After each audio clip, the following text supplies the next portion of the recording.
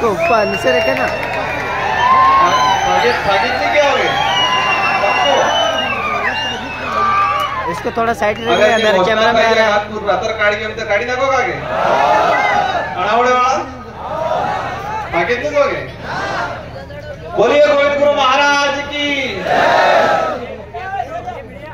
एक मिनट। इस मानगढ़ की धरा पर भील प्रदेश संदेश यात्रा को लेकर इस पांडाल और पांडाल के साथ ही इस पहाड़ के चारों तरफ जो एक जनसैलाब उगला है,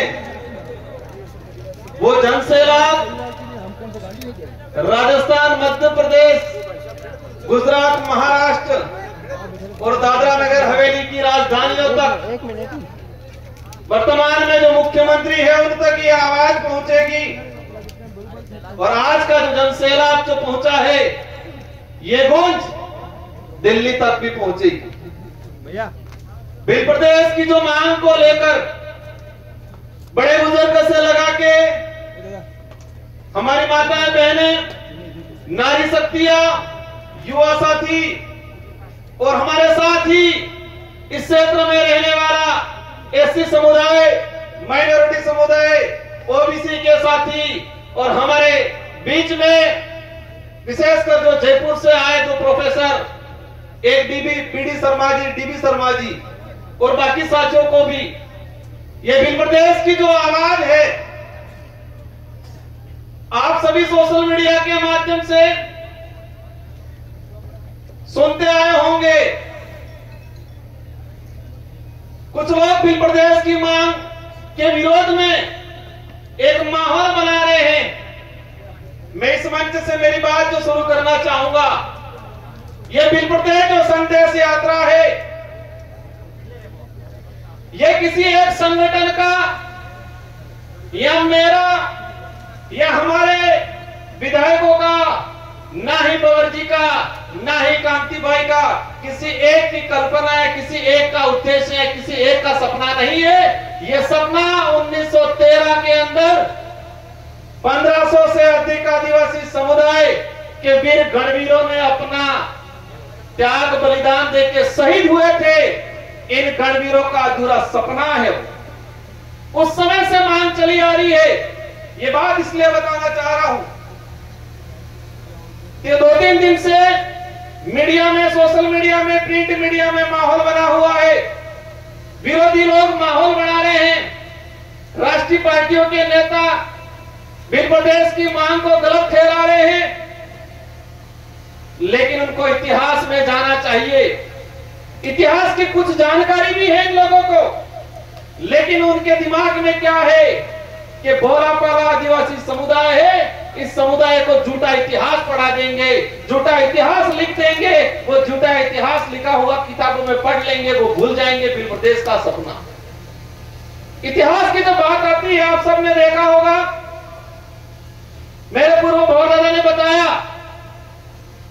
1200 ईस्वी में सलुम्बर से लगा के 1600 ईस्वी कुशलगढ़ तक की जो राजा थे, आप सबने देखा होगा भारत देश का जो इतिहास है 500 ईस्वी से लगा के 1600 ईस्वी तक के बीच का इतिहास किसी किताबों में विस्तृत नहीं पढ़ाया जाता है। हमें पढ़ाया जाता है 1600 के पीछे का विस्तृत इतिहास, और इससे भी ज्यादा पढ़ाया जाता है 5000 साल पुरानी काल्पनिक कहावतों को पढ़ाया जाता है किताबों में। आज से 2000 साल पुरानी किताबों पाठ्यक्रम को किताबों में नहीं पढ़ा रहे, 1000 साल पुरानी पाठ्यक्रमों में नहीं पढ़ा रहे, लेकिन 5 से 10,000 साल पुराना इतिहास पढ़ाया जा रहा है। इसी तर्ज पे आजादी से लेके आज तक भील प्रदेश की जो मांग उठी थी, इस मांग को दबाने का काम किया है। इसके इतिहास की अगर बात करें, भील प्रदेश की यात्रा 1913 में गोविंद गुरु महाराज के नेतृत्व में इसी पहाड़ी पे 1500 से अधिक आदिवासियों ने अपना खून पसीना बहाया, जान गंवाई।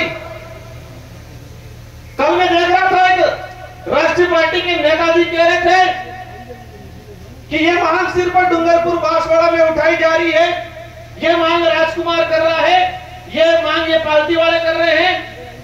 इनको जानने की जरूरत है 1913 के अंदर गोविंद गुरु महाराज के नेतृत्व में बिलराज की मांग यहां उठी थी।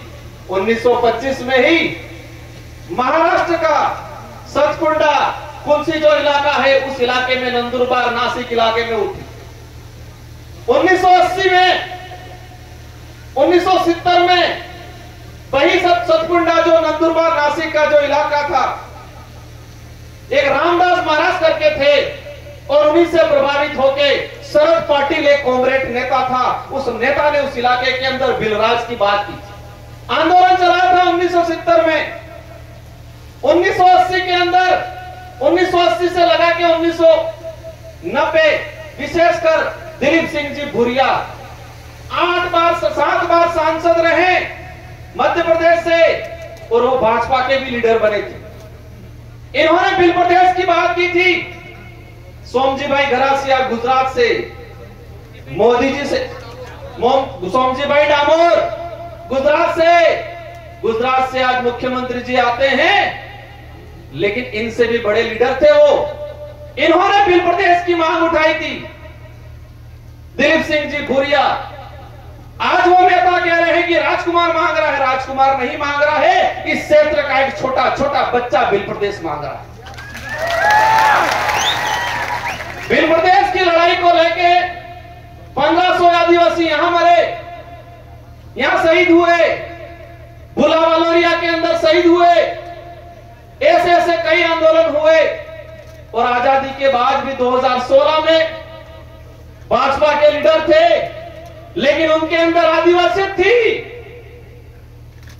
नंदलाल जी मीणा 2016 में बोला था मैं मंत्री हूं, लेकिन सरकार का गिरवी नहीं रखा हूं मैं। बिल प्रदेश के लिए मंत्री पद भी छोड़ना पड़े तो छोड़ दूंगा, ये नंदलाल जी मीणा ने बात रखी। आज कुछ नेता कह रहे हैं कि राजकुमार ये कर रहा है, बांसवाड़ा ये कर रहे हैं, विधायक ये कर रहे हैं।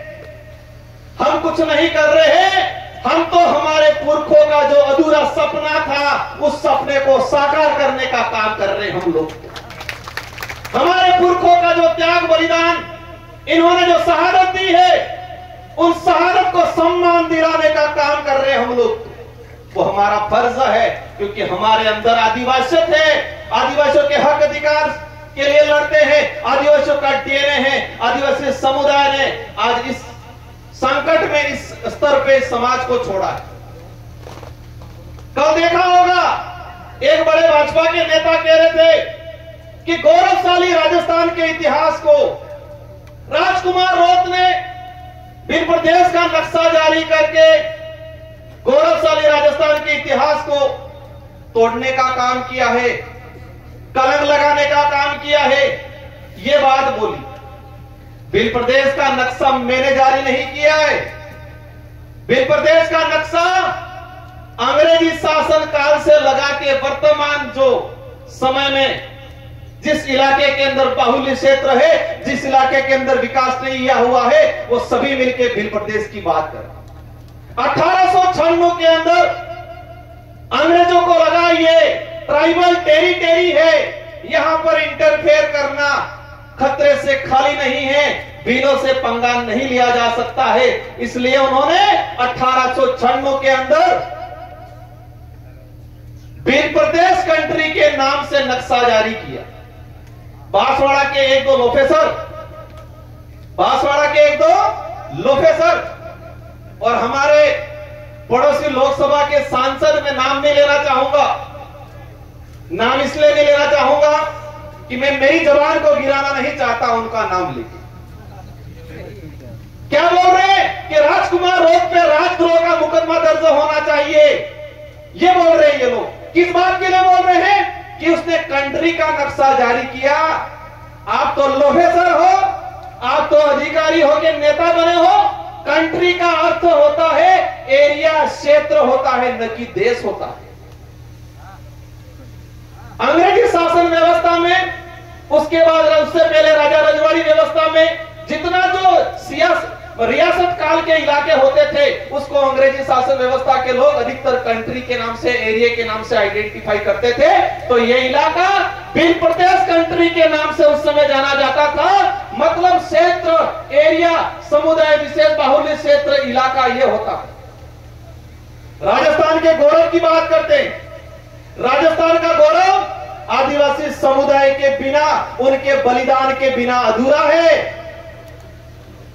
1576 के अंदर हल्दी घाटी के अंदर महाराणा प्रताप के साथ कंधे से कंधा मिला के अगर वहां के आसपास के भीलों ने साथ नहीं दिया होता तो वीर शिरोमणि महाराज महाराणा प्रताप आज देश नहीं पूरे विश्व में महान माने जाते हैं। इसका सबसे बड़ा श्रेय जाता है भील समुदाय, क्योंकि गले भीलों ने कटवाए।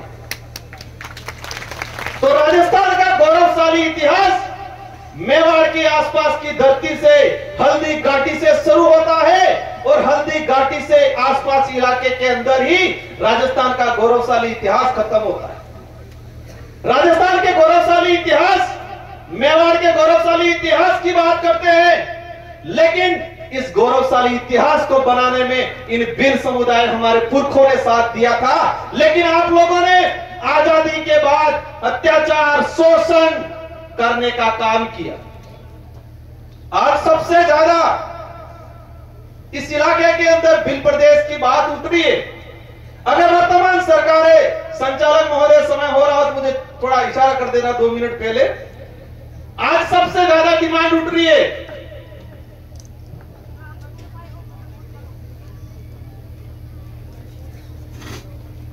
सबसे ज्यादा भील प्रदेश की जो डिमांड उठ रही है, अगर वर्तमान सरकारें या आजादी के बाद से आज तक जो सरकारें बनी, इन सरकारों ने आदिवासी समुदाय का भला उद्धार करने का और संवैधानिक अधिकार लागू करने का काम किया होता तो साथ जनता हमको नहीं देती, उनको देती। आज ये काम कर ले, इस मंच से हम कहना चाहेंगे, जो भील प्रदेश के विरोध में जो नेता है या कांग्रेस या बीजेपी के, भील प्रदेश के विरोध में एक सम्मेलन करके दिखाओ, हम देखते हैं कितने लोग आते। आपके गुलाम नेता आएंगे, आपके गुलाम, मानसिक दिव्यांग, अपन नहीं कह सकते क्योंकि अपन शब्द उन्होंने खत्म कर दिए। मानसिक दिव्यांग कार्यकर्ता आएंगे, पदाधिकारी आएंगे, लेकिन इस भील प्रदेश टेरिटरी का आम आदमी आपके साथ नहीं आएगा। गौरवशाली इतिहास की बात करते, राठौर साहब को जानना चाहिए, जिस महाराणा प्रताप के नाम से ये मूचे उमालते हैं, अगर ये भील नहीं होते तो इतिहास नहीं होता, और ये इतिहास नहीं होता तो आज राजस्थान का गौरवशाली इतिहास के नाम से ये मूचे नहीं तानते। क्या स्थिति बना रखी है इस इलाके के अंदर? राजस्थान का सबसे पिछड़ा इलाका कौन सा है?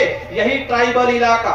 शिक्षा की दृष्टि से सबसे पिछड़ा, स्वास्थ्य की दृष्टि से सबसे पिछड़ा, कुपोषण सबसे ज्यादा, बेरोजगारी सबसे ज्यादा, पलायन दूसरे शहरों में, दूसरे राज्यों में सबसे ज्यादा इस इलाके से। मध्य प्रदेश का सबसे कुपोषित इलाका, सबसे अशिक्षित इलाका, सबसे स्वास्थ्य की दृष्टि से कमजोर इलाका, यही झाबुआ, अलीराजपुर, रतलाम हमारा जो भील प्रदेश टेरिटरी के अंदर।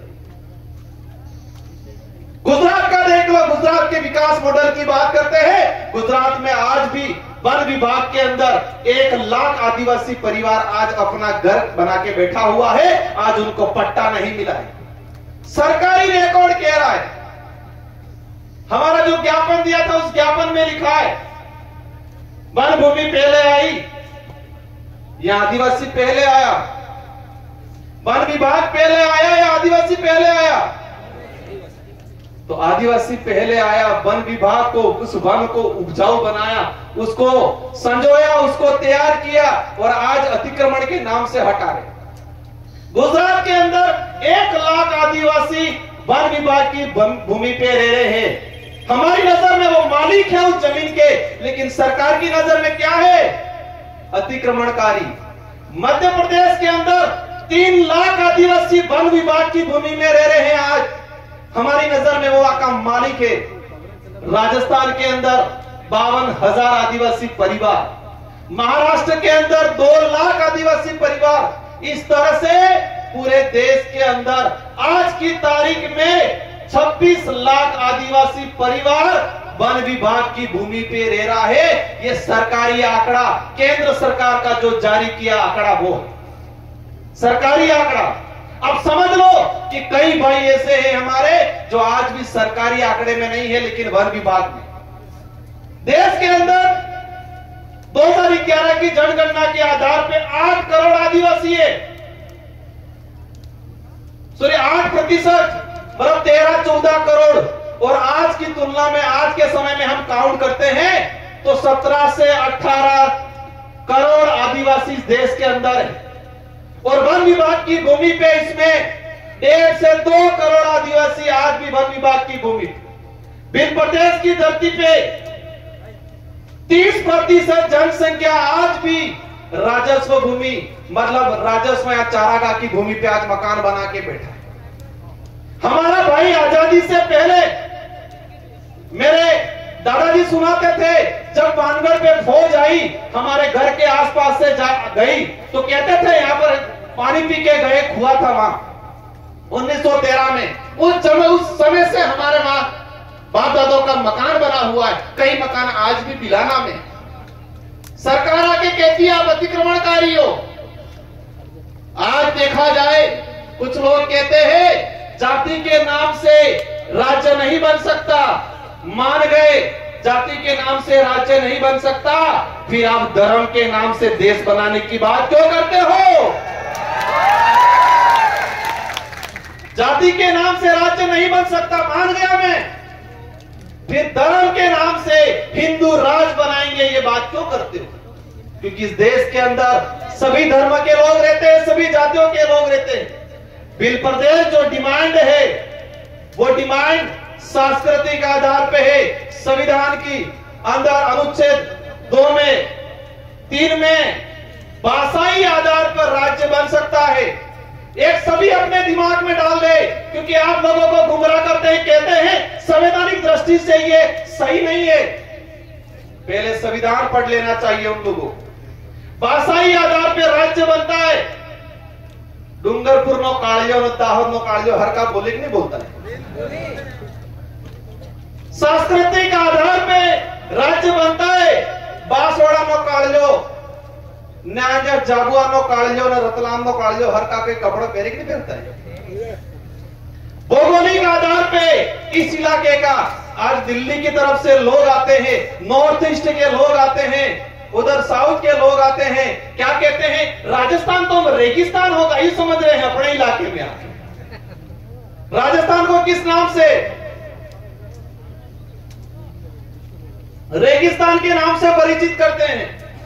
और ये एक बात सही है, अगर इस इलाके में भिल्ल समुदाय नहीं होता तो राजस्थान का जो गौरवशाली इतिहास की बात करते हैं, आज सही है, हकीकत है, हमें भी गर्व है, हमारा राज्य है आज वर्तमान में गौरवशाली राज्य राजस्थान, वीरों का राज्य, बहादुरों का, बलिदानकारियों का राज्य माना जाता है राजस्थान। अगर हल्दी घाटी का युद्ध नहीं हुआ होता, मानगढ़ पे 1500 आदिवासी शहीद नहीं हुए होते, तो आज के समय में राजस्थान को गौरवशाली राज्य नहीं कहते, क्या बोलते, रेगिस्तानी राज्य ये कहा जाता है। अगर भीलों ने त्याग बलिदान, उनका खून पसीना हल्दी घाटी में अकबर की सेना को उल्टे पैर नहीं भगाया होता, तो राजस्थान को वीरों की धरती नहीं, रेगिस्तान की धरती से, धरती के नाम से जाना जाता है। इतना बड़ा बलिदान भूल गया। आज आदिवासी समुदाय का विरोध करते हैं। मेरी नजर में और मेरी नहीं, सबकी नजर में जो आदिवासी समुदाय का विरोधी है वो सब विदेशी है, ये मान सकते हैं। जो आदिवासी समुदाय का अत्याचार शोषण करता है, जो आदिवासी समुदाय के साथ खिलवाड़ करता है, वो इस देश का बीज नहीं हो सकता। क्योंकि आदिवासी समुदाय मानवता में विश्वास करता है। और एक बात की भी ठान लेना है, कई नेता आदिवासी हैं जो पन्नालाल फन्नालाल, कई अधिकारी आदिवासी हैं। आदिवासी होना भी जरूरी नहीं है, आदिवासी होने से ज्यादा आदिवासियत होना जरूरी। आदिवासी होना जितना महत्वपूर्ण है, उससे ज्यादा महत्वपूर्ण इसके अंदर आदिवासियत होना जरूरी है। मामा बालेश्वर को आज अपन भगवान मानते, वो आदिवासी समुदाय से नहीं आते थे। आज में वो डीबी शर्मा जी आए, उनसे याद है बीडी शर्मा जो छत्तीसगढ़ बस्तर के अंदर कलेक्टर थे। और एक बात आप सबको जानने की जरूरत है कि इस देश के अंदर एकमात्र जगह है जहां पर संविधान मंदिर बना हुआ है, वो बस्तर में बना हुआ है। संविधान मंदिर बना हुआ है। लेकिन एक बात यह भी समझनी है कि जो भी गैर आदिवासी समुदाय का व्यक्ति अगर आदिवासी की बात करता है, उसके साथ भी ये घिनौनी हरकतें करते हैं। बीडी शर्मा कलेक्टर थे बस्तर के अंदर, उन्होंने देखा आदिवासी समुदाय जो मानवता में विश्वास करता है, जीव मात्र में विश्वास करता है, बरवर जी वो जो बता रहे थे सांप को भी नहीं मारता है, ऐसे समुदाय के साथ अन्याय हो रहा है। मैं कलेक्टर हूं, उस कलेक्टर रहते हुए उस व्यक्ति ने इस्तीफा दे दिया और आदिवासी समुदाय के साथ खड़ा रहा। वो कलेक्टर थे, इस्तीफा दे दिया, इस्तीफा देके आदिवासी समुदाय के साथ खड़ा रहा। हस्त्र क्या हुआ? आदिवासी विरोधी जो विदेशी ताकतों के लोग थे, उन्होंने इस कलेक्टर को भी नंगा करके जूते पहना के शहर में जुलूस निकाला था। लेकिन फिर भी उस आदमी ने हार नहीं माना। इसलिए हमारे भी समाज के इस बिल प्रदेश की मुहिम का सबसे ज्यादा विरोध कौन कर रहा है? आदिवासी समुदाय के कुछ मानसिक दिव्यांग नेता, जिनको उनकी पार्टी में नंबर बढ़ाना है, वो लोग विरोध कर रहे नहीं कर रहे। एक तो बिल पिला गया, 2-3 वीडियो जारी कर दिए, राजकुमार और सब हमारे 3-4 साथियों के नाम ले। पिछली बार भी तिल मिला गए। लेकिन एक बात ये, और मैंने कल मीडिया में भी कहा था, ये डिमांड, ये लोग क्या सोचते हैं, ये 3-4 बड़े बड़े लोग हैं, उनको कहीं फंसा दो ताकि ये मामला जप जाएगा। नहीं जपेगा, नहीं जपेगा। राजकुमार रहे नहीं रहे, बबरजी रहे नहीं रहे, हमारे लीडर जो है वो रहे नहीं रहे, लेकिन ये चिंगारी ऐसी जग गई है कि अवश्य बिल प्रदेश बनेगा, अवश्य बिल प्रदेश बनेगा। और ये चिंगारी मध्य प्रदेश, कुछ साथी आए थे सुबह 4-5 बजे अपने घर पे कि हमारा बिल प्रदेश के नक्शे के अंदर हमारा एरिया नहीं लिया गया। हमारे बिरवाड़ा आसिंद के साथी, और मैं इस मंच से भी हम आश्वस्त करते हैं, इस चिंगारी को मजबूती से वहां लगाओ, ज्वालामुखी के रूप में तैयार होगा और अवश्य आपका इलाका भी इसके अंदर ले लिया जाएगा। कुछ लोग हंसी मजाक उड़ा रहे हैं, लेकिन एक बात समझना है कि ठान लिया है इस क्षेत्र के लोगों ने, ये पार्टी विशेष की नहीं लड़ाई है। कांग्रेस बीजेपी के लीडरों ने भी कहा था, कई लोगों ने मांग उठाई है, लेकिन जिन कांग्रेस बीजेपी के लीडरों ने बिल प्रदेश की मांग उठाई, उनको घर पे बिठा दिया उनकी पार्टी। लेकिन यहां पर क्या, यहां तो नहीं उठाओगे तो घर पे बिठा देंगे, यही है कपड़ा मामला। तो अगर नहीं उठाया तो घर पे बिठा देंगे। आज देश के गृह मंत्री ने बोला बिल प्रदेश की बात को, लेकिन हमारे उदयपुर के सांसद कह रहे हैं कि इस बिल प्रदेश की जो बात है किताब से, पाठ्यक्रम से हटाया जाए। आज सबको ठान के जाना है कि घर घर में, गांव गांव में, परिवार परिवार में बिल प्रदेश की मुहिम। बिल प्रदेश अगर बनता है तो कुपोषण दूर होगा, अशिक्षा जो आज यहाँ स्थिति फैली हुई है, हमारा समुदाय इस क्षेत्र में रहने वाला, हमारे साथ जो व्यवहार बना के रहने वाला हर वर्ग का, हर इंसान का उद्धार होगा। बिल प्रदेश नहीं बनने से बहुत नुकसान हुआ है, बिल प्रदेश बनने से अनेक फायदे होने वाले हैं। उस पे किसी और मंच पे बात करेंगे। मेरे पास चिट्ठी आई है, चिट्ठी आई एक मुझे बॉन्ड किया है, बॉन्ड ये किया है कि आपके बोलने के बाद 3 से 4 वक्ता रहे, और मेरे पूर्व साथी, हमारे सीनियर साथी वरिष्ठ आरपी दादा की तबीयत जरूर खराब है, लेकिन मंच पे एक बार चढ़ के जोहार से उद्बोधन जरूर करेंगे। आप इन सबको सुनना है। और जितने साथी बोलने के लिए वंचित रह गए हैं, मैं अनुरोध करूंगा कि नेक्स्ट बार आप सभी व्यवस्था के लिए भी तैयार रहे, और बोलने का भी अवसर आप सबको ये मंच देगा। ये बोलने अकेले की लड़ाई नहीं है, आपको गांव गांव, घर घर, ये लड़ाई राजनीतिक नहीं है, ये लड़ाई अस्तित्व की है, संवैधानिक अधिकारों को लागू कराने की है, हमारे आने वाली पीढ़ी को बचाने की लड़ाई है। इसलिए हम सबको मिलकर लड़नी है। इन्हीं शब्दों के साथ आप सबको धन्यवाद, आभार। बैठना है, कोई उठेगा नहीं। 2 से 3 वक्ता रहे हैं, इसके बाद शांतिपूर्वक तरीके जाना है और इस आष्ट ठान के जाना है कि अगले साल, आने वाले साल भिल प्रदेश का ये जो कारवा है पूरी 2 से 3 पहाड़ियां ढक जाए। इस मुहिम के साथ हम चलेंगे। इन्हीं शब्दों के साथ आप सबको धन्यवाद, आभार, जय जवाहर, जय भिल प्रदेश। मेरी बात को समझना है।